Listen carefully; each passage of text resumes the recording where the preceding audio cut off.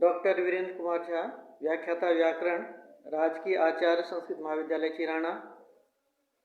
शास्त्री द्वितीय वर्ष के छात्रों के लिए व्याकरण शास्त्र द्वितीय पत्र। छात्रों, हम लगातार कई दिनों से अध्ययन कर रहे हैं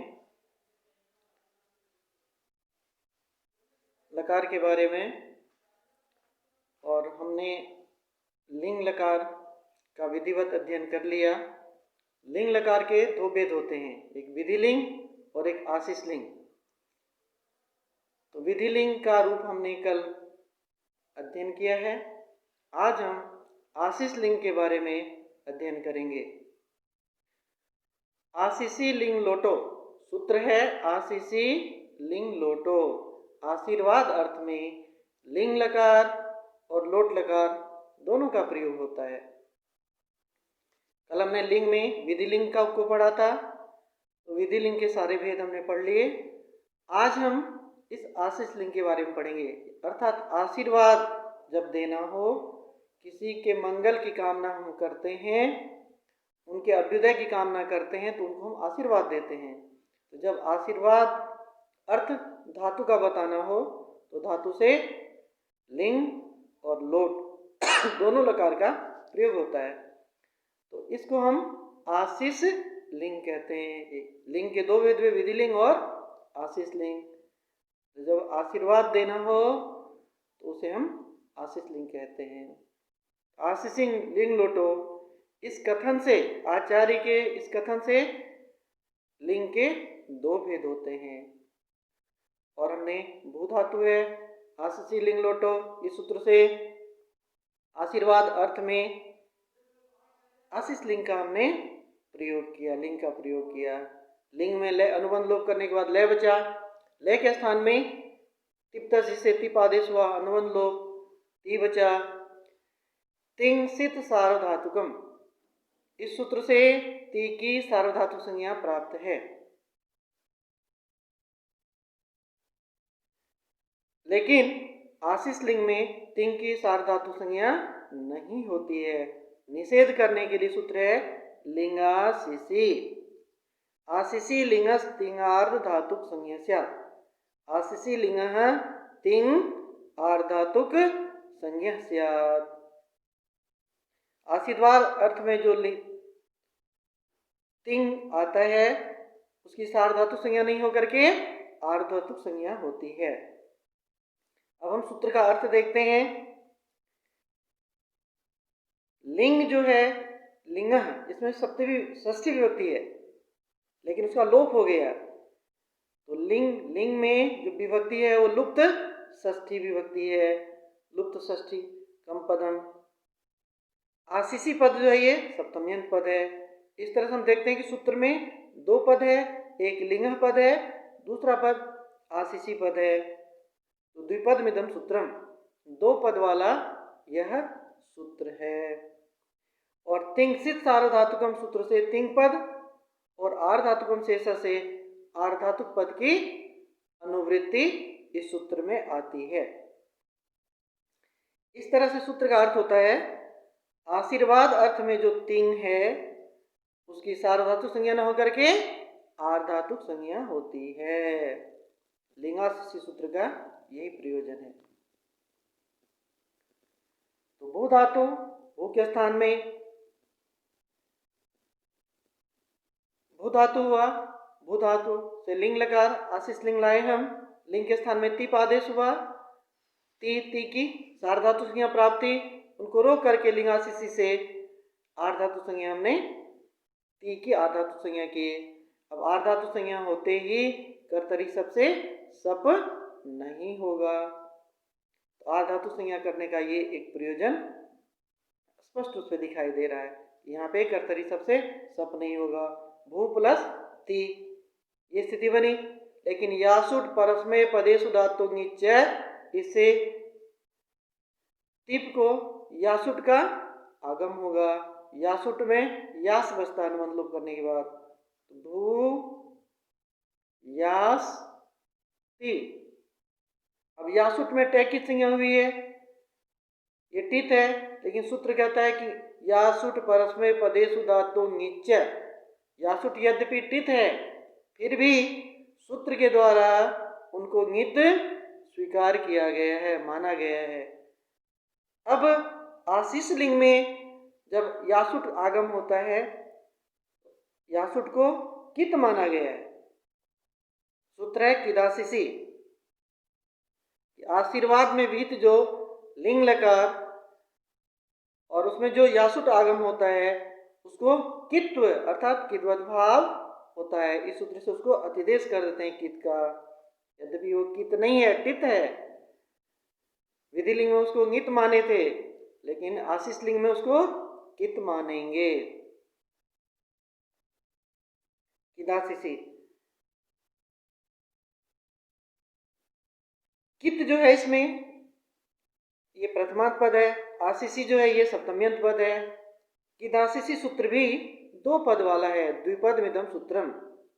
और लिंग सियुट इस सूत्र से लिंग पद की और यासुट परस्मय पदेषु धातु ङिच इस सूत्र से यासुट की अनुवृत्ति आती है। इस तरह से सूत्र का अर्थ होता है आशीर्वाद अर्थविहित लिंग लकार का जो यासुट आगम उसको किद्वत भाव होता है। तो भू यास ति, लेकिन यासुट जो है वो सार्वधातुक नहीं है, आर्धातुक है। तो सार्वधातुक आर्धातुकियों से भू में को गुण प्राप्त है, लेकिन गुण यहाँ पे नहीं होगा। उसको निषेध करने के लिए अगला सूत्र है किंगिति च। अब यहाँ पे यासुट को हमने कित माना है, तो सूत्र कहता है अगर कित निमित्तक, गित निमित्तक या ङित निमित्तक अगर गुण वृद्धि हो तो वो नहीं होता। इको गित, कित और ङित निमित्तक इक लक्षण जो गुण वृद्धि है वो ना हो। अब किंगिति च सूत्र, इसमें ग, क और ङ ये तीन पद है और इन तीनों में को मिला के समाहार द्वंद्व समास किया है। ग च, क च, ङ च तेषां समाहार ग क ङस्ते। इतो यस्य स किंगित तस्मिन किंगिति। किंगिति जो है ये सप्तम्यंत पद है और च जो है ये अव्यय पद है। तो किंगिति च सूत्र में भी दो पद है, किंगिति और द्वितीय पद है च। किंगिति जो है ये सप्तम्यंत पद है और च जो है ये अव्यय बोधक पद है, अव्ययवाची पद है। इस तरह से किंगिति च सूत्र भी दो पद वाला सूत्र है। और इस सूत्र में इको गुण वृद्धि यह पूरा का पूरा सूत्र और न धातु लोप आर धातु के इस सूत्र का न पद इनका अनुवर्तन किया जाता है। इस तरह से सूत्र का अर्थ होता है गित, कित, ङित निमित्तक जो गुण वृद्धि है, इक के स्थान में गुण और वृद्धि प्राप्त है, वो गुण वृद्धि न हो, उसका निषेध किया जाता है। ये निषेध सूत्र है। इस तरह से हमने यासुट को कित माना है और उसी यासुट को आर्धातुक मान करके भू में जो ऊ है इक उसको गुण प्राप्त था। यासुट को निमित्त मान करके, यासुट आर्धातुक है, आर्धातुक प्रत्यय है, उसको निमित्त मान करके यहाँ पे इक जो भू में इक है ऊ उसको गुण प्राप्त था, लेकिन वो यासुट क्या है, कित है। कित होने के कारण किंगित से गुण का निषेध हो जाएगा। तो स्थिति बनी भू यास ति। अब ती में जो ई है इतस्य से ई का लोप हो जाएगा, तो तय बचा। सुट तिथो से तय को एक सुट का आगम हो जाएगा, सुट में सह बसता है। स्थिति बनी भू यास से तय। अब ये जो दोनों सकार है, यास वाला से और सुट वाला से, और अंत में तिप का तय बचा, तो तीन वर्ण, तीनों व्यंजन है, तीनों का संयोग हो गया और संयोग के आदि में सकार है, उसको संयोगाद्योरंतेच है। इस सूत्र से सकारद्वय, दोनों सकार, यासुट वाले सकार और सुट वाले सकार दोनों का लोप हो जाता है, तो रूप बना भूयात। छात्रों यहाँ पे ध्यान देने वाली बात है कि लिंगा सलोपो ननंतस्य विधिलिंग में हमने भवेद बनाया था रूप, वहाँ पे यास के से और सुट के से इन दोनों का लिंगा सलोपोनंत से लोप किया था, क्योंकि लिंगा सलोपोनंत सूत्र की प्रवृत्ति शास्त्र प्रवृत्ति वही होती जहाँ सार्वधातु का विषय होता है। तो वहाँ पे जो तिंग था उसकी सार्वधातु संज्ञा हुई थी, तिंग से सार्वधातुकम से। लेकिन आशीष लिंग में लिंगाशीषी से तिंग की आर्धातु संज्ञा हो गई, तो आर्धातुक संज्ञा होने से लिंगा सलोपोनंत से इस शास्त्र की प्रवृत्ति यहाँ पे नहीं होती है, तो ये सूत्र यहाँ पे उपस्थित नहीं होगा। और इसके स्थान पे इसको संयोगाद्योरंत से हम सकारद्वय का लोप करेंगे। तो रूप बना भूयात, लिंग लकार प्रथम पुरुष एक वचन में रूप बना भूयात। तीप तस, तस के स्थान में ताम आदेश हुआ तो भूयास यासुट वाला यास आई, तस को ताम कर देंगे तो भूयास ताम, द्विवचन में बना प्रथम पुरुष द्विवचन में भूयास ताम। तस थस थमिपाम ताम तम ताम, इस सूत्र से तस के स्थान में ताम आदेश हो गया। भूयात भूयास ताम भूयासु, जी को हम जूस करेंगे भूयास है ही, भूयात भूयास ताम भूयासु।